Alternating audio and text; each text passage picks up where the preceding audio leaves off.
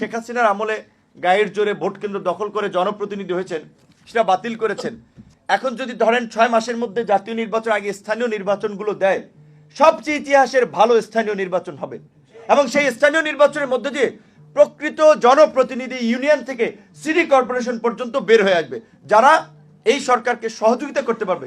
উপজেলার বিষয়টা উপজেলা চেয়ারম্যান কিছুটা সরকারকে সহযোগিতা করতে পারবে, পৌরসভাটা পৌরসভার মেয়র সহযোগিতা করতে পারবে। এখন অনেকে বলছে যে না, তাদের কাজ জাতীয় নির্বাচন।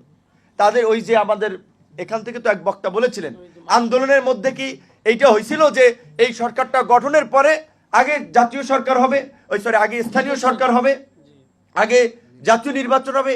এই নির্বাচনের কোনো আলাপ ছিল? পরিষ্কারভাবে কিন্তু ঘোষণাপত্র ছিল যে এই ফ্যাসিবাদী রাষ্ট্র ব্যবস্থার বিলোপ এবং নতুন রাজনৈতিক বন্দোবস্ত। নতুন রাজনৈতিক বন্দোবস্ত কি? এই যে আজকে আলেমরা তাদের স্বাধীনভাবে মত প্রকাশ করছে, কথা বলছে, আর একজন সাংস্কৃতিক কর্মীরা তাদের কাজ করছে, রাজনীতিবিদরা তাদের কাজ করছে। এই যে একটা ইনক্লুসিভ পরিবেশ, এটি নতুন রাজনৈতিক বন্দোবস্ত। যার যার ভোট দিয়ে ভোটাধিকার নিশ্চিত করে আগামীতে একটা অবাধ সুষ্ঠু নিরপেক্ষ নির্বাচন হবে, এই যে আমরা নতুন বন্দোবস্ত আমরা চাই।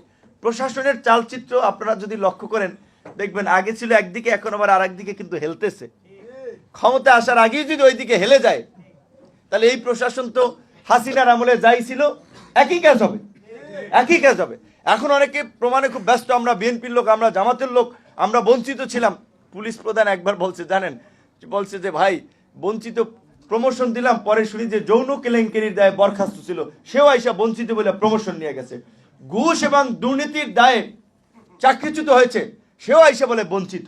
তো এই যে হঠাৎ করে আবার সবাই বিপ্লবী হয়ে যাওয়া, বিপ্লবের সবাই দোকানদার হয়ে যাওয়াটাও কিন্তু আবার অশুভ লক্ষণ। সেক্ষেত্রে আমরা প্রশাসনের একটা পেশাদারিত্ব চাই। প্রশাসন একদিকে হেলে যাবে এটা আমরা চাই না। আওয়ামী লীগের সাথে তখন আওয়ামী লীগের পারপাস সার্ভ করেছেন, এখন আবার মনে করছেন অমুক দলের সম্ভাবনা আছে ক্ষমতা আসা, তাদের সাথে এখনই লাইন লাগাচ্ছেন। কিভাবে আপনার সচিব হবেন, কিভাবে ডিআইজি হবেন, কিভাবে আইজি হবেন, এখনই যদি এই লাইন লাগান, কি করবেন? পরিস্থিতি কোনো পরিবর্তন হবে আপনারা মনে করছেন? কাজে এই জন্য বলছি, এই সরকারকে অন্তত 2 বছর থাকতে হবে।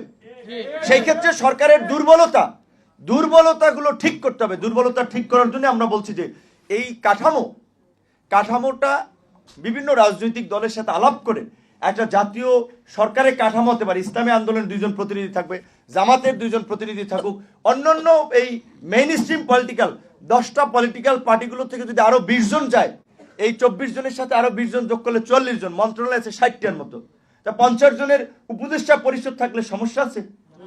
আর এই যে রাজনৈতিক দলের ঐক্যমত, এইভাবে তো বাংলাদেশ 53 বছরের সুযোগ পান নাই যে সবাইকে নিয়ে সরকার করবেন, সবাইকে নিয়ে ঐক্যমতের ভিত্তিতে রাষ্ট্র পুনর্গঠন করবেন।